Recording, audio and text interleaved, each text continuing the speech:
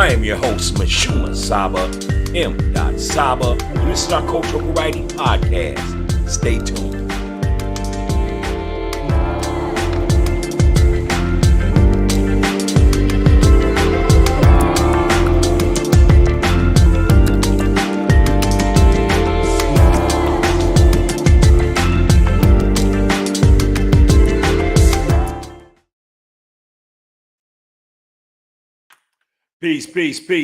Peace, and welcome to the show, Coffee Talk Podcast. This is the Cultural Variety Podcast show, and I am your host, MISHUMA SABA, M.SABA, and this is our Cultural Variety Podcast show.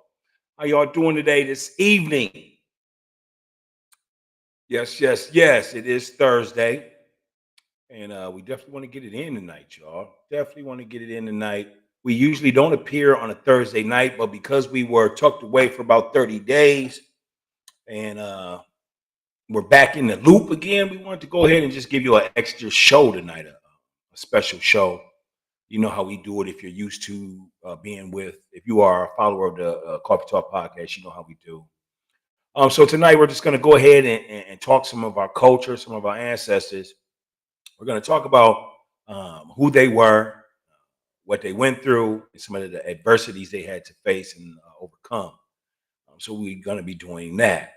However, if this is your first time tuning into the show, I just want to let you know we are a Cultural Variety Podcast show. We appear 3 days a week, and we like to bring you on, usually on Sunday or Mondays, alternate days. We like to go ahead and bring you a cultural studies day where we talk about our ancestors. We also give props to authors that have books out there.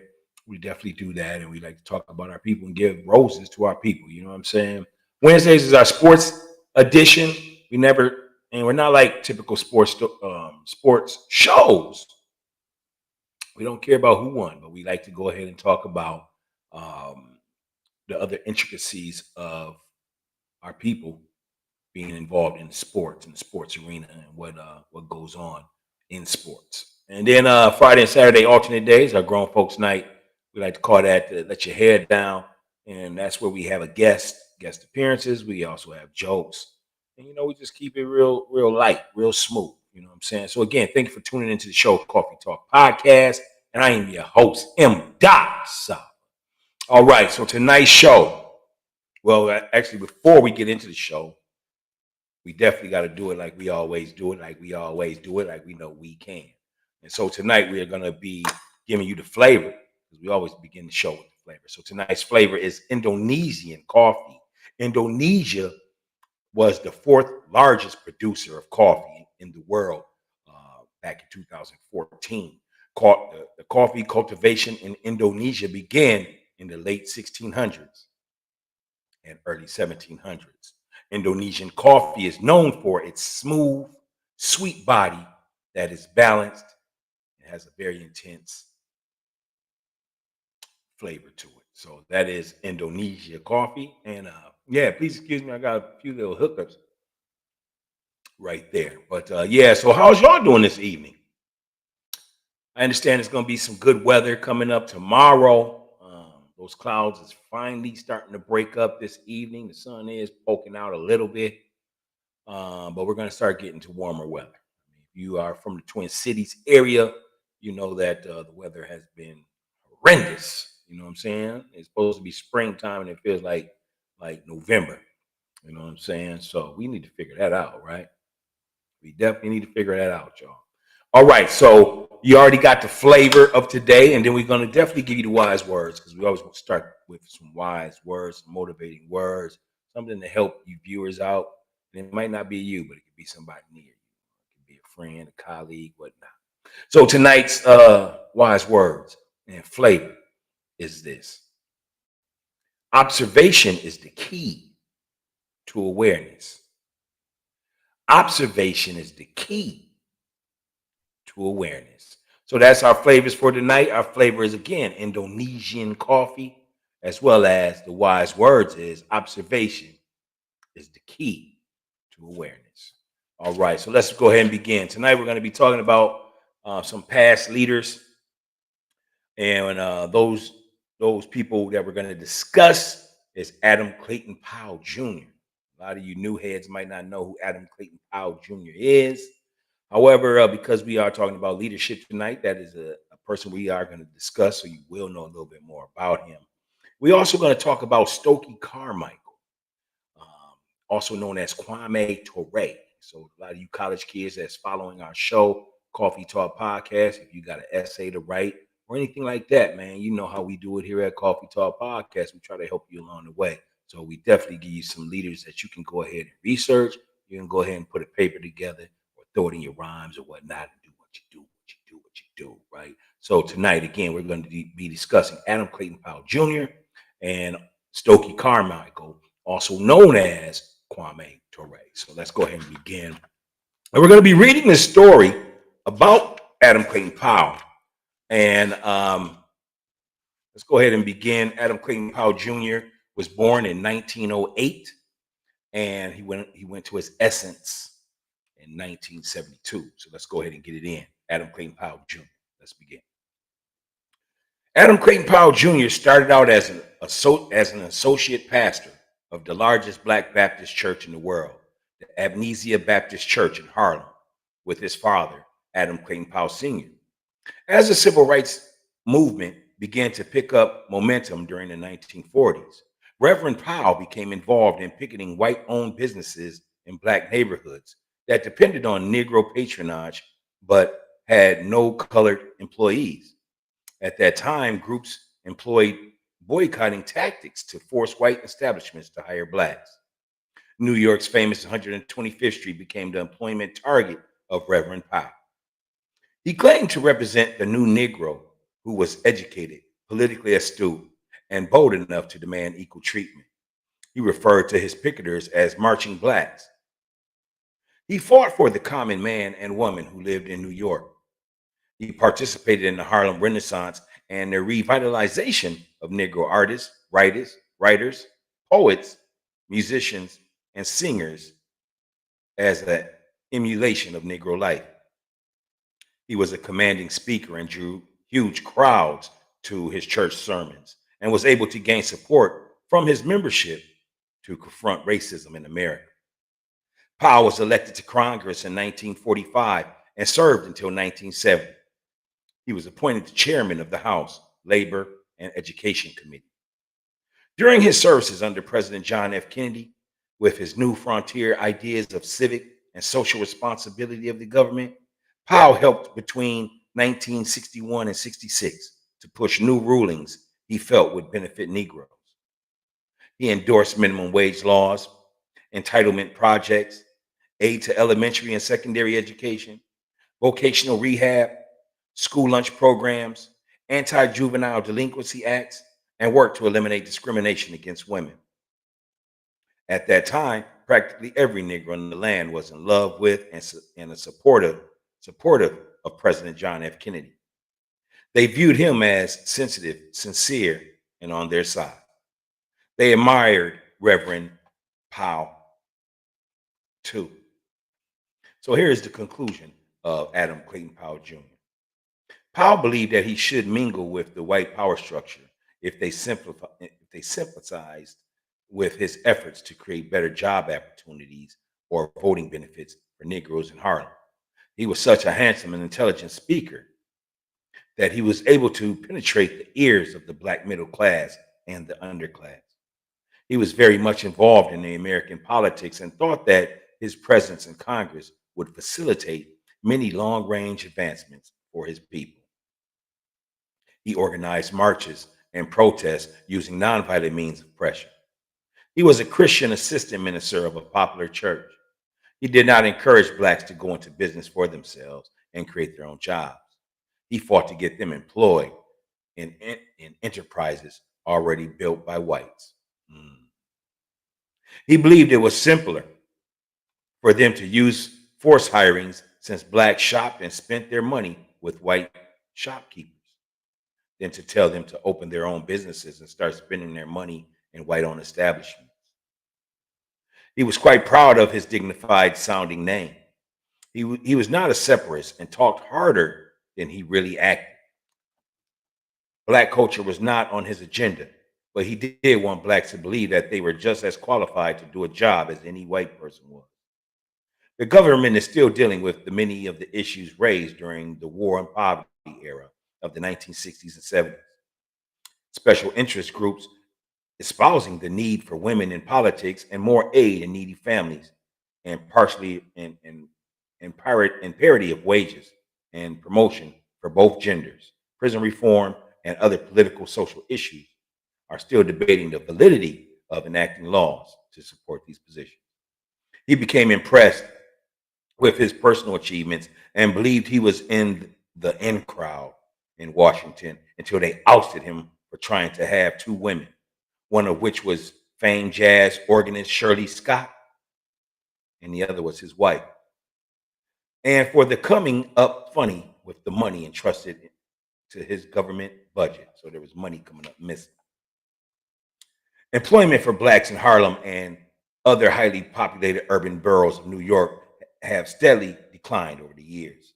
125th Street is filled with many boarded up businesses and landmarks, and the majority of the remaining stores are owned by Asians, Latinos, and whites, offering commercial products to the African American population living there. The so-called war on poverty is lost. Poverty won, and few, if any, of Powell's political advancements remain viable today.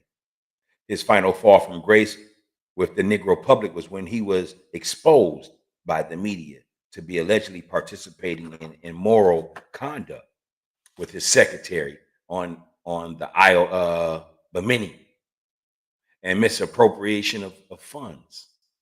However, Congressman Powell was a dynamic, brave black man who just used his talents pursuing the wrong goals. There is an Adam Clayton Powell III, due to Congressman Powell dying so close on the heels of Martin Luther King Jr. and having been out of the public's eye for a few years. He did not receive the kind of recognition he so well earned and deserved. That is Adam Clayton Powell Jr. All right, so next, we're just going to wait a little bit to get a few more viewers to tune in, and then we're going to go ahead and talk about Stokely Carmichael tonight here on Coffee Talk Podcast, the Cultural Variety Podcast Show. So what I'm going to do as we wait for more people to go ahead and tune in to our Thursday night special edition, we're going to go ahead and give them a few seconds to come on in. So you go ahead and come on in, and we'll be happy to see you in a few moments. Audio Jungle.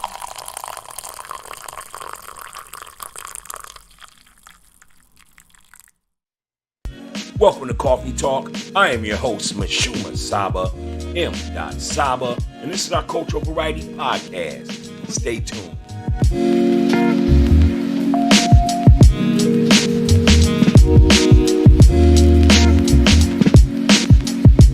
Audio Jungle.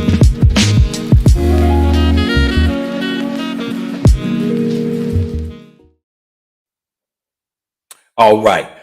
Thank you, and thank you for tuning in to the Coffee Talk Podcast Show. This is the Cultural Variety Podcast Show, and I am your host, MISHUMA SABA, M.SABA, and it's our Cultural Variety Podcast. All right, so if you're just tuning in, our first segment was about Adam Clayton Powell Jr., and we discussed his story. You know what I'm saying? His story, and definitely want to hear from you guys. Definitely leave a comment, hit the like button, go ahead and share and subscribe to the Coffee Talk Podcast. So what did you get out of that about funds? His funding was coming up missing. A lot of money was coming up missing. The fact that he had two women, and I really don't want to touch base on that because I am a firm believer in polygamy. But from the sounds of this story, and again, we all can't go by just that part, but it sounded like he was more mischievous in his dealings with women. So I don't think it was anything that had to do with polygamy. But yeah, Adam Clayton Powell Jr., that's the person that we are speaking about today. Adam Clayton Powell Jr. was born in 1908 and went to his essence in 1972. What do you think about Adam Clayton Powell Jr.? What do you know about Adam Clayton Powell Jr.? what in the story has caught your attention. Go ahead and leave a comment, hit the like button, share the video, subscribe to Coffee Talk Podcast. All right, so now we're going to go ahead and go with our last segment of the night. Our last segment is on a brother that I love, that's done a lot, man. And we definitely want to go ahead and definitely give him our flowers. Definitely want to talk about some of the situation and allow you to give your input. So again, go ahead and hit the like button. Go ahead and leave a comment. We love to hear your comments on the show. We love to hear what your thoughts are on the readings and on the actual characters or people that we are discussing. So let's go ahead and begin. Stokely Carmichael, also known as Kwame Toure. All right. And give me one moment.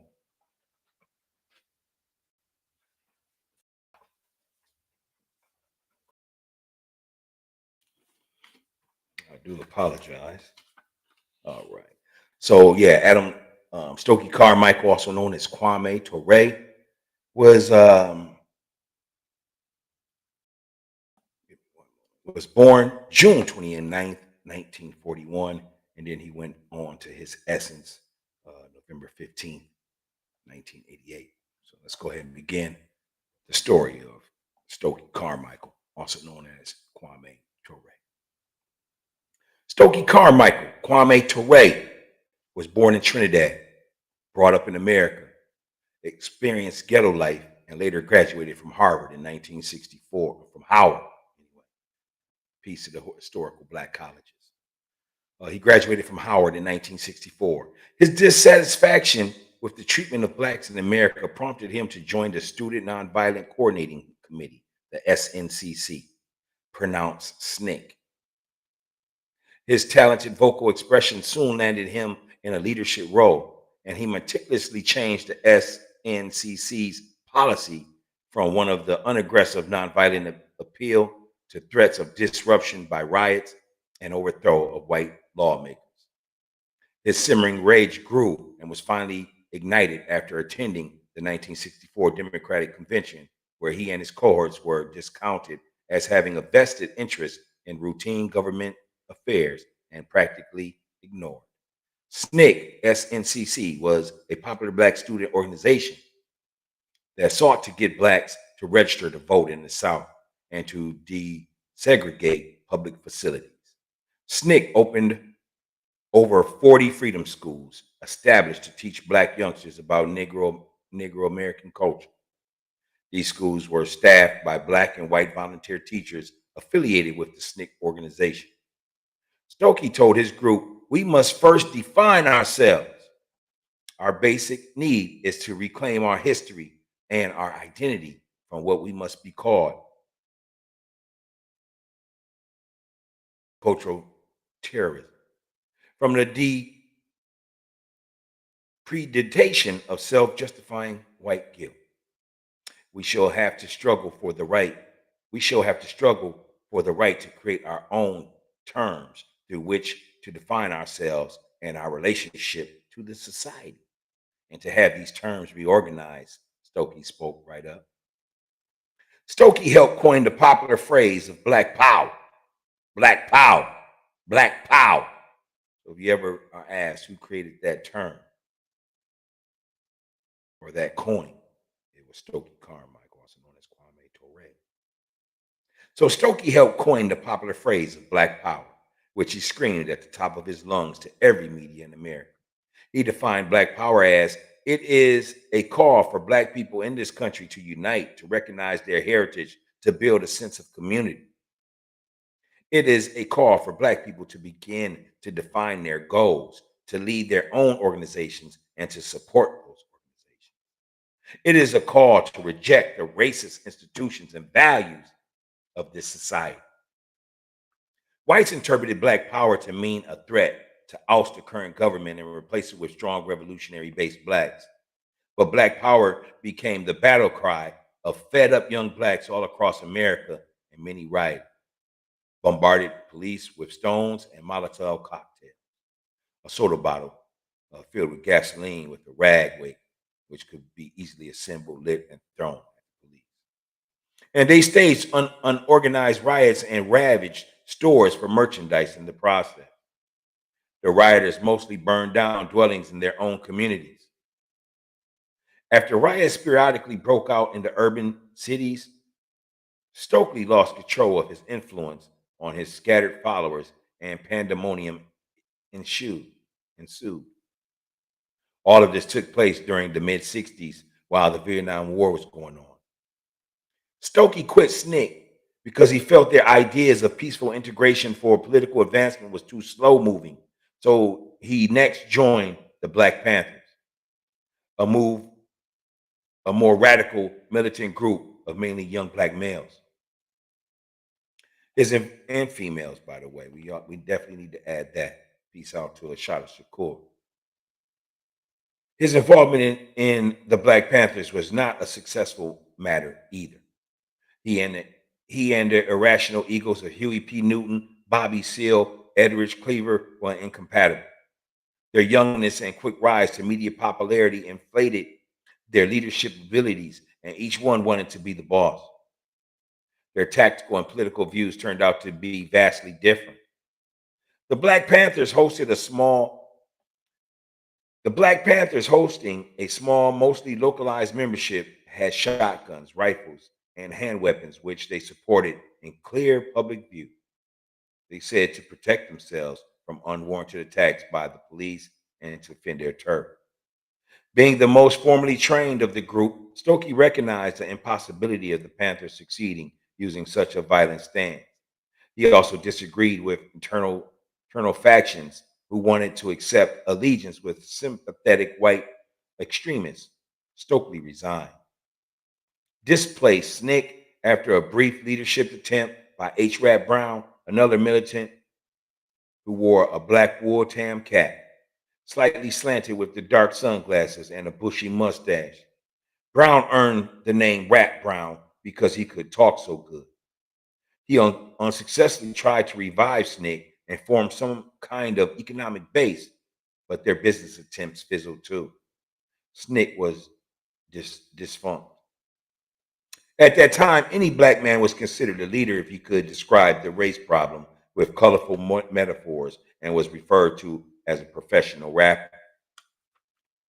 Stokely Carmichael, now known as Kwame Toure, was a brave black man leader who tried to mix portions of the foreign nationalist Che Guevara and Frantz Fanon with the basic premises of Booker T. Washington to come up with a solidified mixture to provide salvation for blacks.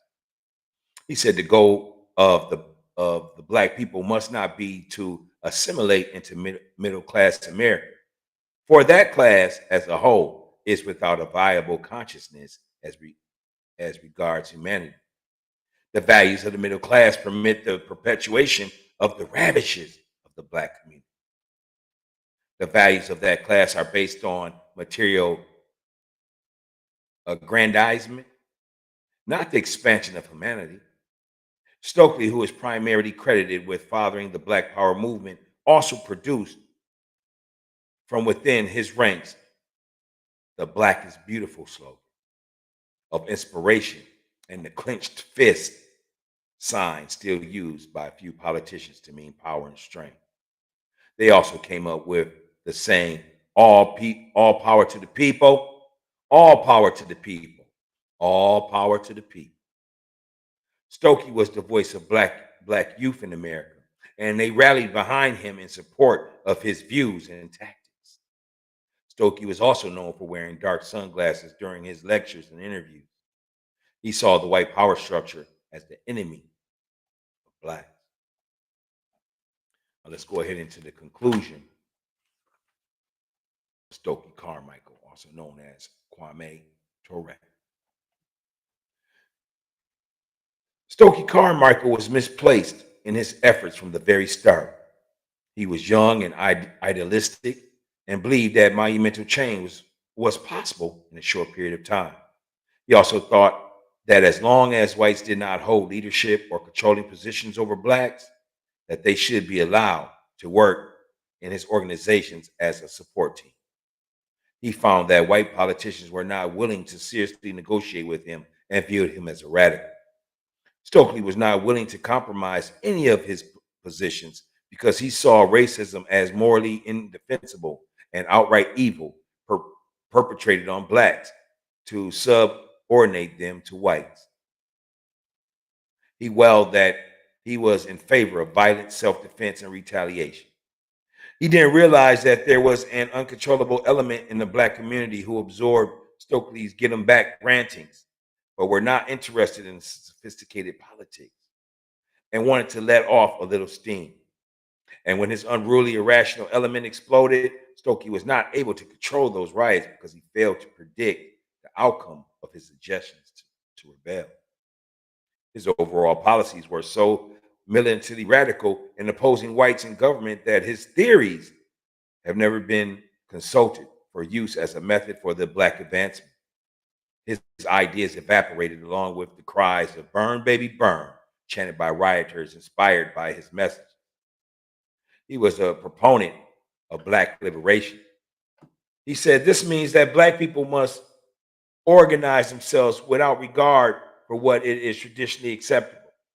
Precisely because black people must take demands without regard to their initial respectability, precisely because respectable demands have not been sufficient. Stokely maintained in his European name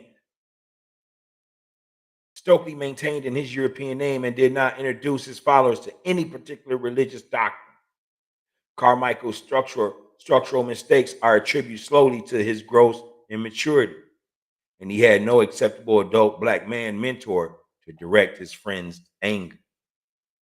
The Black Panthers made similar mistakes. Their collective failures was that they neglected to see the invisibility of their task, and they had no qualified people waiting in the wings, ready to revamp the institutions they wanted to tear down. They had no realistic agenda about what to do if and when America fell. And they began to hallucinate that things would automatically come together if they could just denounce the current political system. Even when they protected their communities from errant white outsiders, they had no plan on the inside to create a new lifestyle for its inhabitants. They were repelled by almost everyone.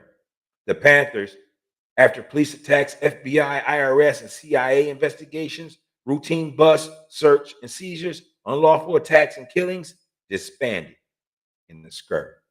Huey P. Newton, Bobby Seale, Edrich Cleaver, Fred Hampton, and Bobby Hutton, all frontline spokesmen for the group, unfortunately have not left a sparkling legacy of their efforts.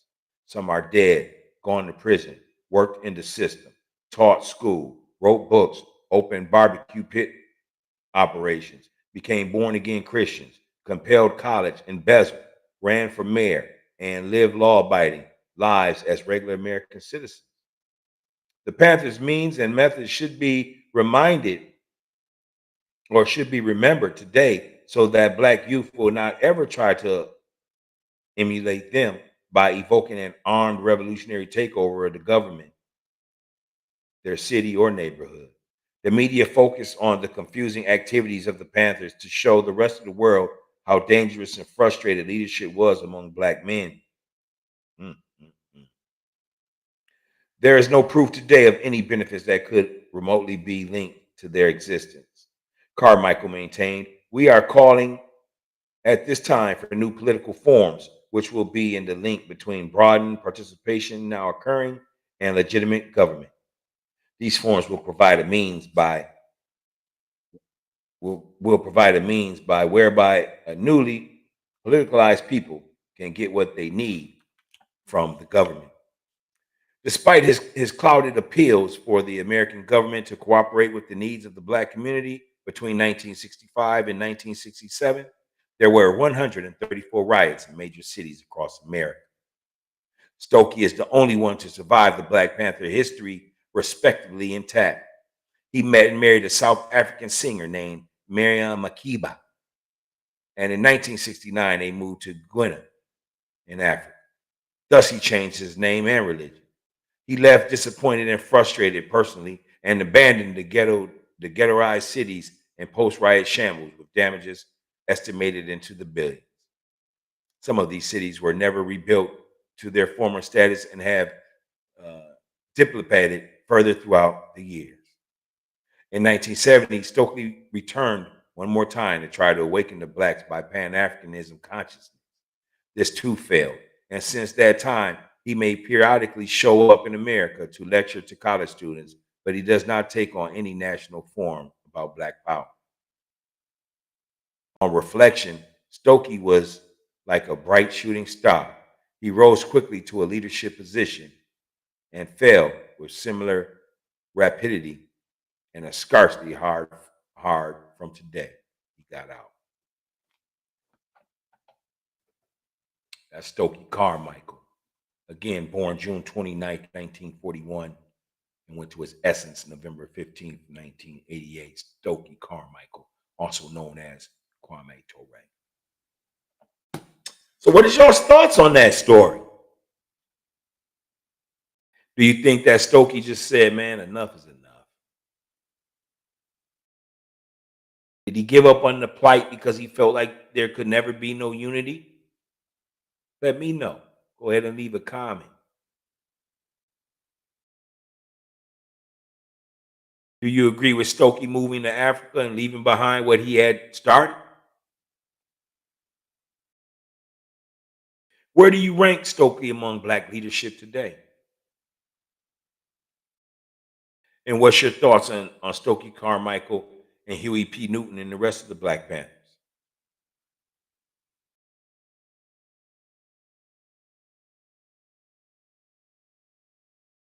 Go ahead, leave a comment, hit the like button, share the video, and subscribe if you're viewing through YouTube.